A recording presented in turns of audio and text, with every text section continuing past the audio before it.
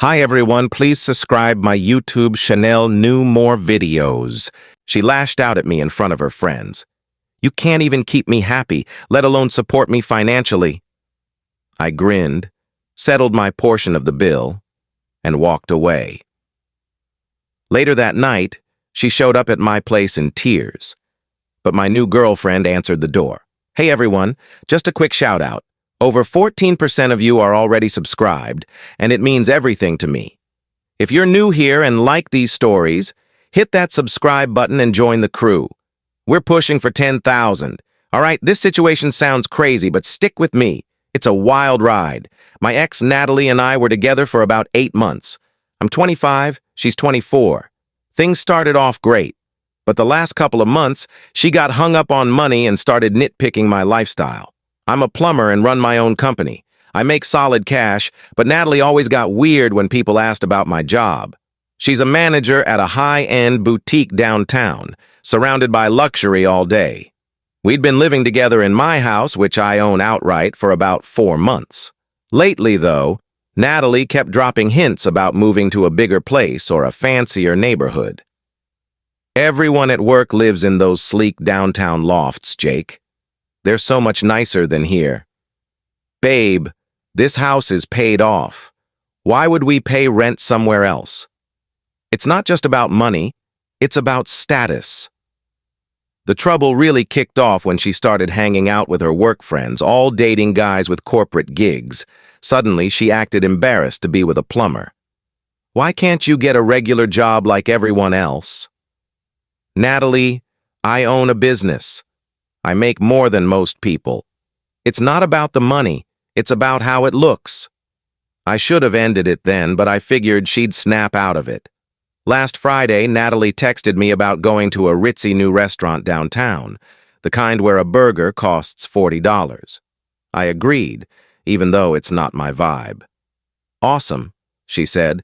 I invited Lauren and Chloe from work, plus their boyfriends. You'll finally meet them. Warning bells went off, but I went anyway. Saturday night, we met at the restaurant. Lauren and Chloe showed up with their boyfriends, the kind of guys you'd expect, polished shirts, talking about their tech startups and stock portfolios. This is my boyfriend, Ethan, Lauren said. He's in brand strategy. And this is Tyler, Chloe added. He's in wealth management. Then it was my turn. This is Jake, Natalie said, barely hiding her lack of enthusiasm. He runs a property services business. Property services, not plumbing company. Property services. The whole dinner felt off. Ethan and Tyler kept droning on about their jobs and asking vague questions about mine. Natalie deflected every time they got specific.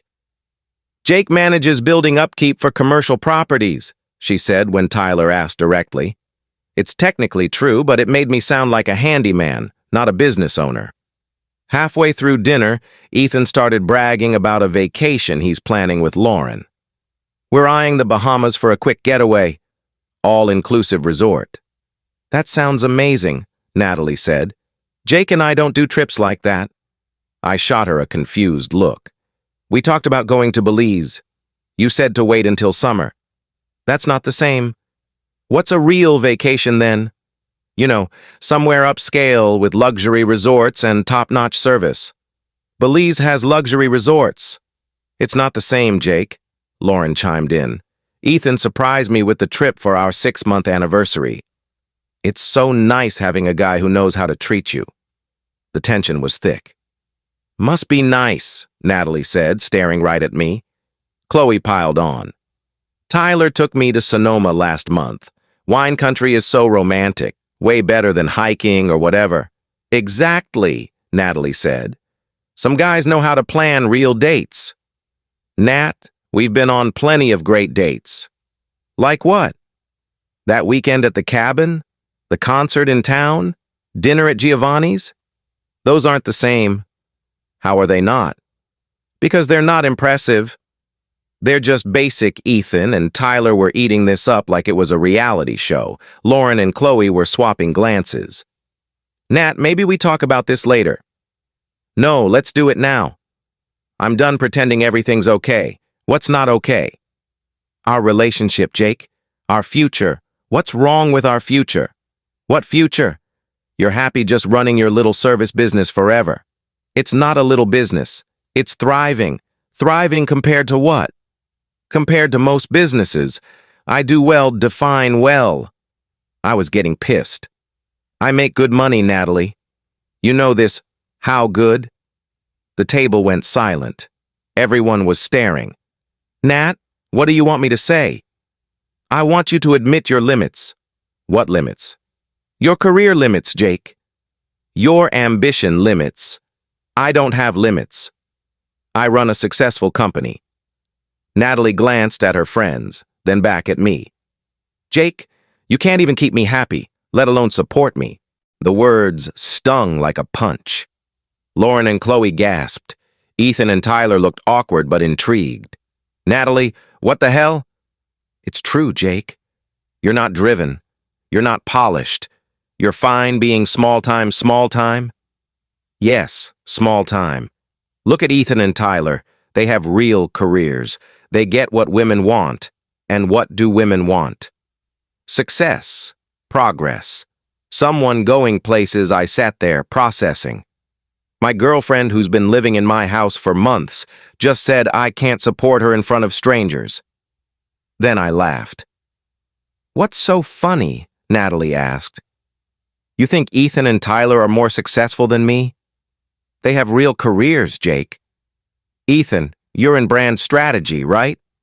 Yeah, why? What's your yearly take-home, if you don't mind? Jake, don't, Natalie warned. About $70,000, Ethan said. Nice. Tyler, you? Around $85,000. Cool. So, Natalie, since you think I can't support you, want to know what I cleared last year? Jake, stop. $160,000. The table froze. No way, Chloe said. Yup. Plumbing's a gold mine. Emergency repairs, commercial deals, new builds. I'm booked solid for 6 months. Lauren looked stunned. You make twice what Ethan does. Yeah, but apparently that's not enough because it's not classy enough. Natalie's face turned crimson. Money's not everything, she muttered. You just said I can't provide for you. Sounded like money mattered a minute ago. It's not about money, it's about perception. Perception? Yes, perception. What do I tell people when they ask what my boyfriend does? You say he owns a thriving plumbing company and pulls 6 figures. It's not the same. You're right. It's better. It's real success, not just a shiny job title. I waved the waiter over. Can you bring the check? Jake, what are you doing? Paying for my meal and leaving. You can't just leave. Watch me. The waiter dropped off the bill, $150 for 6 people. I figured my share, 2 drinks and the chicken, about $35 with tip. Jake, you always cover our dinners, Natalie said quietly. You just said I can't provide for you. Guess I'll stop trying. I tossed $40 on the table and stood. Thanks for dinner, folks. Good luck splitting the rest. Jake, sit down, don't make a scene. I'm not making a scene. I'm leaving. You and your classy friends can handle the rest. I left that restaurant feeling like I'd escaped a trap. Got home, sat on my couch, and thought about what just went down. Natalie had been living in my paid-off house for months, eating food I bought, sleeping in my bed, and she just told strangers I couldn't provide. My phone started blowing up around 11 p.m. Texts from Natalie. Jake, I'm sorry. I didn't mean it. Lauren had to spot me for my share of the bill. Can you Venmo me? Jake, please answer. I'm taking an Uber home. We need to talk. I ignored them all. She got home at midnight, tried to talk, but I went to my room and locked the door. Sunday morning, she was gone, left a note saying she was crashing at Lauren's for a few days while I calmed down. Sunday afternoon, I was at the hardware store picking up supplies when I bumped into Sarah, an old high school friend. We'd lost touch after graduation. Jake! Oh my gosh, how are you? Sarah, hey. I'm good. What's up with you? Just moved back to town. I'm a nurse at the hospital now. We chatted for an hour in the parking lot, catching up. Sarah was sharp, funny, and grounded. Nothing like Natalie. "We should get coffee sometime," she said. "I'd love that." We swapped numbers and made plans for Tuesday. Monday, Natalie came by while I was at work and grabbed more of her stuff. Left another note saying she needed space to think about us. Tuesday, I met Sarah for coffee. We talked for 3 hours about everything: work, family, life goals.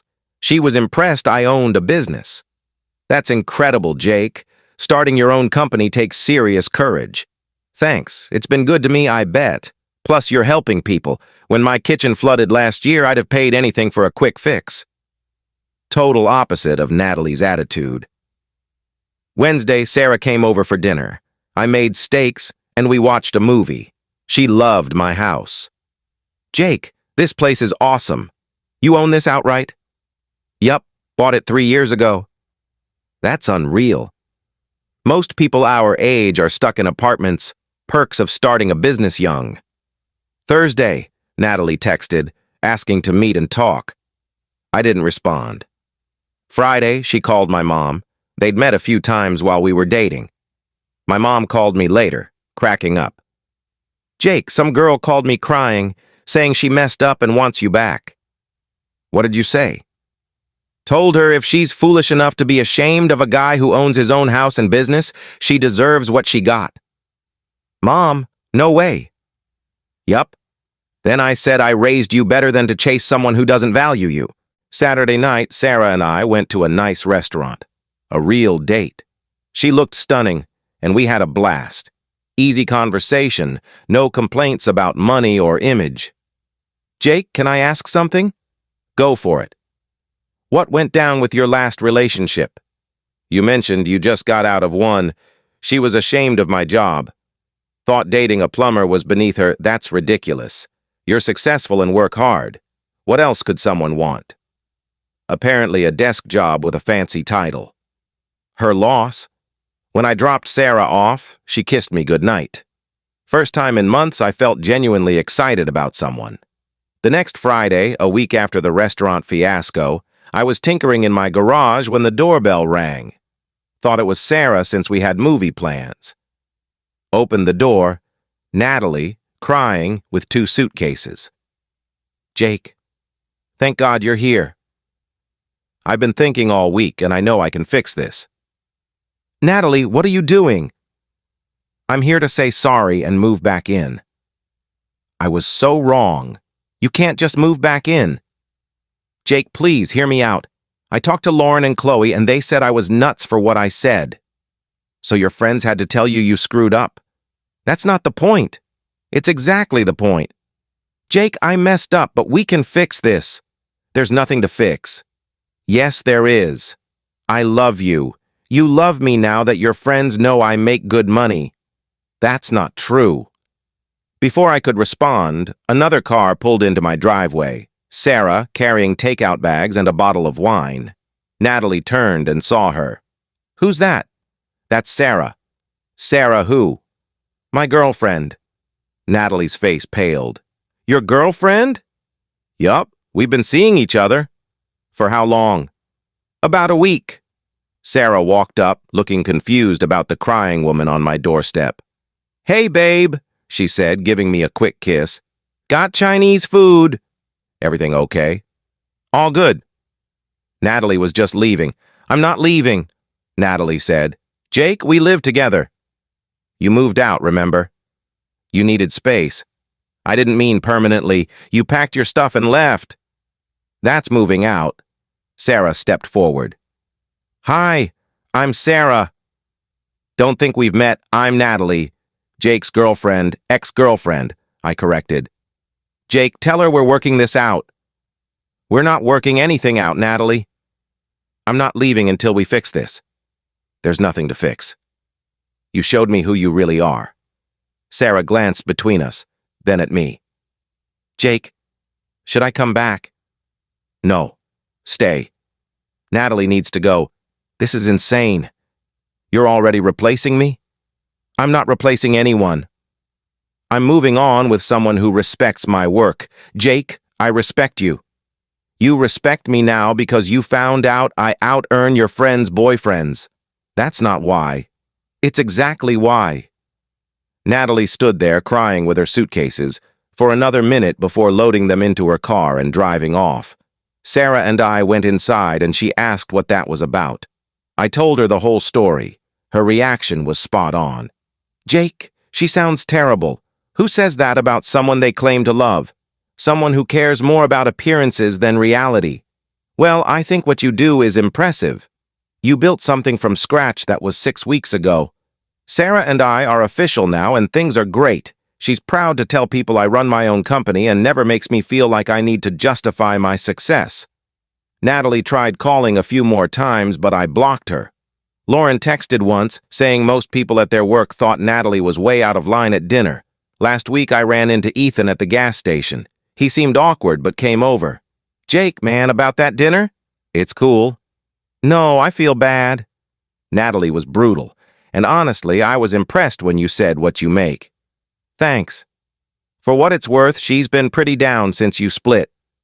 Keeps asking Lauren about you. That's too bad. She moved back in with her parents. Couldn't afford her own place without your help. So, Natalie went from living in my paid-off house to crashing with her parents. Funny how that worked out. This whole thing showed me some people value image over substance. Natalie wanted a boyfriend who looked good on paper even if he couldn't provide what I could. She got so obsessed with her co-workers' opinions that she traded financial stability for social clout. Now she's back at her parents' place, while I'm with someone who values what I've built. Sometimes, the best comeback is letting people deal with the fallout of their own decisions.